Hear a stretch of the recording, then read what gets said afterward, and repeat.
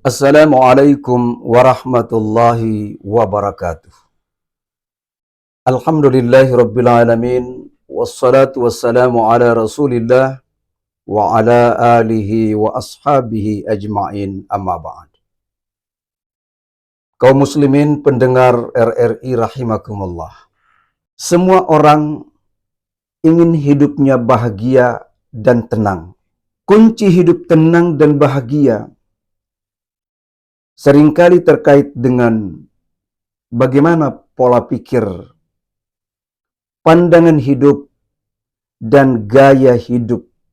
Gaya hidup seseorang dapat mempengaruhi apakah dia bahagia atau tidak. Pola pikir seseorang dapat menentukan apakah dia bahagia atau sebaliknya. Pandangan hidup seseorang bisa mempengaruhi apakah dia bahagia atau tidak bahagia. Semua orang pasti menginginkan ketenangan dalam hidup, bahagia di dalam hidupnya. Hanya saja banyak faktor yang menghalangi seseorang gagal mendapatkan kunci hidup tenang dan bahagia. Islam tidak hanya memiliki pedoman tentang bagaimana seorang manusia berhubungan dengan Tuhannya, tetapi juga memiliki pedoman hidup yang sangat lengkap bagaimana dia berhubungan dengan sesama manusia. Kaum muslimin pendengar rahimakumullah. Ada beberapa kunci meraih kebahagiaan dan ketenangan dalam hidup. Agama Islam mengajarkan konsep yang pertama, tawakal kepada Allah Subhanahu wa taala. Bagaimana orang itu tidak bahagia sementara janji Allah kepada orang-orang yang bertawakal adalah dipenuhi kebutuhannya. Wa may yatawakkal 'ala Allah fahuwa hasbuhu. Siapa yang bertawakal kepada Allah, Allah penuhi kebutuhannya. Bagaimana tidak bahagia dalam hidup ini kalau kebutuhan dipenuhi oleh Allah Subhanahu wa taala? Maka konsep yang pertama yang harus kita tanamkan dalam diri adalah bagaimana kita bertawakal kepada Allah Subhanahu wa taala. Kaum muslimin pendengar RRI rahimakumullah. Konsep selanjutnya menanamkan konsep syukur dalam hidupnya.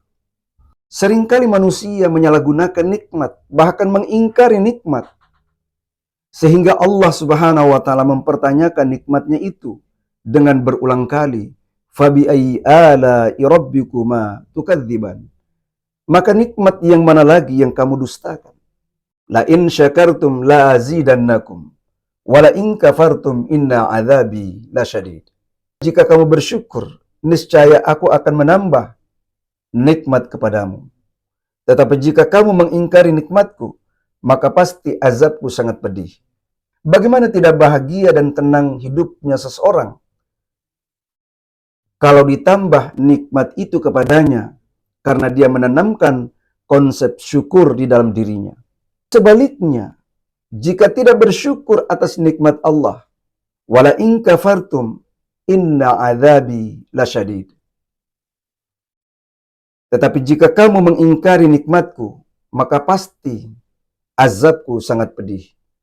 Padahal kita ketahui tujuan Allah Subhanahu wa taala menciptakan kita di muka bumi ini adalah beribadah, mengabdi kepadanya.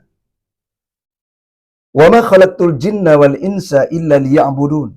Dalam surah Az-Zariyat ayat 56, maksud Allah menciptakan manusia adalah untuk mengabdi, menyembah kepada Allah Subhanahu wa taala. Ketika manusia menyembah Allah, beribadah kepada Allah adalah salah satu konsep hidup manusia untuk meraih kebahagiaan yang tertinggi, ketenangan dalam hidupnya ketika dia berbicara berhadapan dengan Allah Subhanahu wa taala. Kaum muslimin pendengar rahimakumullah.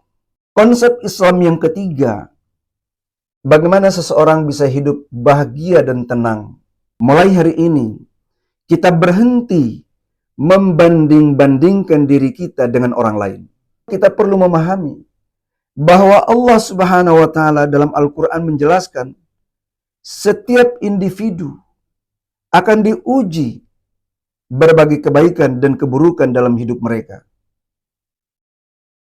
Allah menguji siapa yang paling bagus di dalam hidupnya. Siapa yang paling bagus di dalam menghadapi kematiannya. Alladzi khalaqal mauta wal hayata liyabluwakum ayyukum ahsanu amala. Dia yang menjadikan mati, dia yang menjadikan hidup untuk menguji siapa yang paling bagus di dalam hidupnya dan siapa yang paling baik menghadapi kematian. Oleh sebab itu, dalam penciptaannya memberikan setiap orang punya kelebihan dan kekurangan masing-masing. Dia menciptakan manusia dalam bentuk yang seindah-indahnya, sebaik-baiknya. Kemudian dia melebihkan satu dengan yang lainnya. Oleh sebab itu, pada saat ini kita harus berhenti untuk membandingkan diri kita dengan orang lain. Seseorang yang berhenti membanding-bandingkan dirinya, kelebihannya dan kekurangannya dengan orang lain, maka dia akan hidup lebih tenang dan lebih berbahagia. Kaum muslimin pendengar rahimakumullah. Yang terakhir, hidup lebih bahagia dan lebih tenang adalah senantiasa berpikir rasional, berpikir positif, selalu husnuzan kepada orang lain, selalu berbaik sangka kepada orang lain, selalu berbaik sangka terutama kepada Allah Subhanahu wa taala. Ketika dia berpikir positif, ketika dia husnuzan, berbaik sangka. Di dalam Al-Quran Allah menjelaskan, berprasangka itu sebagiannya adalah dosa. Maka kita diperintahkan untuk senantiasa berbaik sangka kepada Allah terutama dan tentu kepada sesama manusia. Seseorang yang memahami agama, dia harus memiliki pikiran yang rasional. La dina liman la aqla. Tidak beragama bagi orang yang tidak berakal. Seimbangkanlah akal pikiran kita dengan hati nurani. Seimbangkan antara ilmu pengetahuan dan iman kita. Kaum muslimin pendengar RRI rahimakumullah. Dari keempat kunci ini, mudah-mudahan kita dapat meraih kehidupan lebih bahagia dan lebih tenang. Baik kehidupan dunia, lebih-lebih kehidupan akhirat. Walal akhiratu khairul laka minal ula. Kehidupan akhirat lebih baik daripada kehidupan dunia. Tapi kita butuh kebahagiaan kedua-duanya. Rabbana atina fid dunya hasanah wa fil akhirati hasanah wa qina adzabannar. Ya Allah, ya Tuhan kami, berikanlah kami kebahagiaan di dunia dan kebahagiaan di akhirat, dan jauhkanlah kami dari siksa api neraka.